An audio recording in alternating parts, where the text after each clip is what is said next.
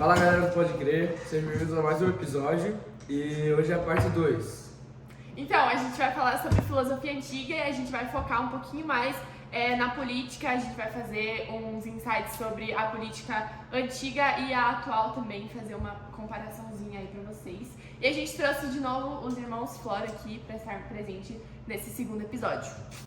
Então, tem como vocês explicarem pra gente como que funcionava a filosofia política naquela época e tal, com os filósofos, o que eles pensavam, como que funcionava mesmo a política? Sim, então, como eu havia explicado no vídeo anterior, na live anterior, a filosofia ela é meio que a filha da cidade, então ela nasceu em meio à democracia ateniense. Então, com esse fato, a gente vai perceber que a filosofia vai andar muito junto com a política, sempre uma do lado da outra, assim, elas sempre vão estar meio que juntas. E junto com essa ideia de entrelaçados também lá na época de Sócrates também vai ter Platão e Aristóteles, que eles também vão ajudar a desenvolver melhor a política e tudo mais. E eles também, focando mais nos entrelaçados, eles também vão começar a trabalhar juntos e vão começar a tentar compreender melhor sobre a organização da polis, além também de compreender melhor o mundo. E daí meio que os dois, dá pra dizer assim, que se completam, sabe? Porque, por exemplo, o Aristóteles ele vai focar em ter mais um estudo sobre a sistematização e tudo mais, e o Platão vai focar no mundo das ideias e tal. Aí os dois, quando eles trabalham juntos, é legal de ver porque, tipo, os dois dá pra ver, assim, que tem mais proximidades do que desavenças. E aí eles vão começar, tipo, realmente, eles vão começar a gostar mais do trabalho e tudo mais, e aí eles vão procurar uma política idealizada. Que eles também, nisso, eles não vão tentar, tipo, descrever o que tem hoje e o que a gente precisa melhorar nisso. Eles vão meio que, voltando para o mundo das ideias de Platão, eles vão tentar criar uma nova polis, uma sociedade que para eles vai ser assim, tipo, a mais justa e a mais perfeita. Então, eu vou falar um pouco agora sobre o Platão, porque ele não vai entender a democracia como uma melhor forma de governo, porque ele tem a ideia de que, tipo, a maioria das pessoas não tem a sabedoria suficiente para ter um governo justo, assim, para governar de uma forma justa. Então, ele acha que para haver uma nova forma de governo é necessário que haja uma diferença social. E essa diferença social deverá ser pautada nas diferentes aptidões que cada um possui. Como se fossem as classes sociais, sabe? Que daí, exatamente. classe trabalhadora e tal. Então, que nem a Tina tinha falado, tinha uma divisão social dentro da política de Platão, e eles eram divididos em 3 almas. A alma de bronze, que no caso era quem cuidava da subsistência da cidade, no caso os agricultores, artesãos, e também tinha as almas de prata, que são a parte dos guerreiros ali, tipo, meio que a parte do soldado, e também a alma de ouro, que no caso são os responsáveis por por governar a cidade. Então eram meio que os filósofos da época. Assim. Sim, entendi. Então, com essa divisão de classes, o Platão ele chega à conclusão que vai ser assim que ele teria uma cidade perfeita, e essa cidade teria o nome como Calípolis. E além dessa divisão e dessa cidade perfeita, também fornece o desenvolvimento das virtudes, que no caso era São qualidades excelentes. Isso aí, qualidades excelentes. Como resultado tipo, dessa transformação dele, ele também vai começar, na verdade ele vai se distanciar da democracia, porque ele vai começar a ver que, na verdade, a maioria dos cidadãos só governam para interesse próprio, e não por um interesse, por um bem comum, sabe, para ter uma sociedade mais justa. E aí ele vai propor a sofocracia, que seria uma forma de governo onde seria uma aristocracia de saber. E também com isso seria meio que um lugar onde cada um viveria com as suas virtudes e ter, assim, uma cidade mais justa. Tá. Já que a gente falou sobre Platão, tem como citar um pouquinho, falar um pouco sobre o que o Aristóteles pensava? Então, o Aristóteles, assim como Platão, ele concordava que a democracia era um governo degenerado. E, tipo, não é com esse tipo de governo que eles vão atingir uma cidade perfeita.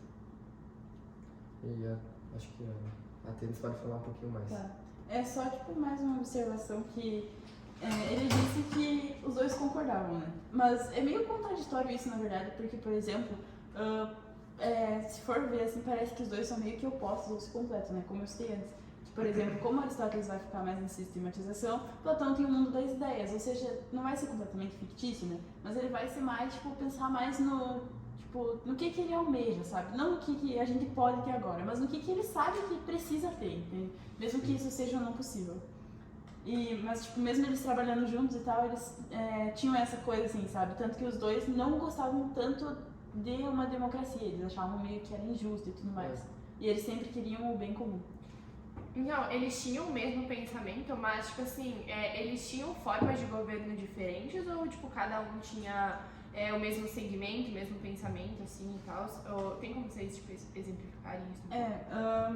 Na verdade, assim, por exemplo, Platão, ele falou que ele propunharia a sofocracia, né, que seria a aristocracia do saber. Mas, para Aristóteles, para ele era, tipo, melhor, ele propunharia a pariteia, que seria tipo um governo onde que visa o bem comum, como eu disse antes. E daí que ele pensará sobre as formas de governo também, meio que para ter uma forma de governo que realmente seja boa e tudo mais, que ele concorde que seja justa, ele vai começar a ver as formas de governo que ele acha degeneradas, né? Que tipo não são tão desse nível. E daí então, ele pensava que 3 formas de governo não eram tão boas assim. Então, a primeira é a monarquia, que em sua forma corrupta se torna uma tirania. A aristocracia, que ela tende a se tornar a uma oligarquia, que no caso os governantes vão governar para si mesmos, e a democracia, que tende a se tornar uma demagogia.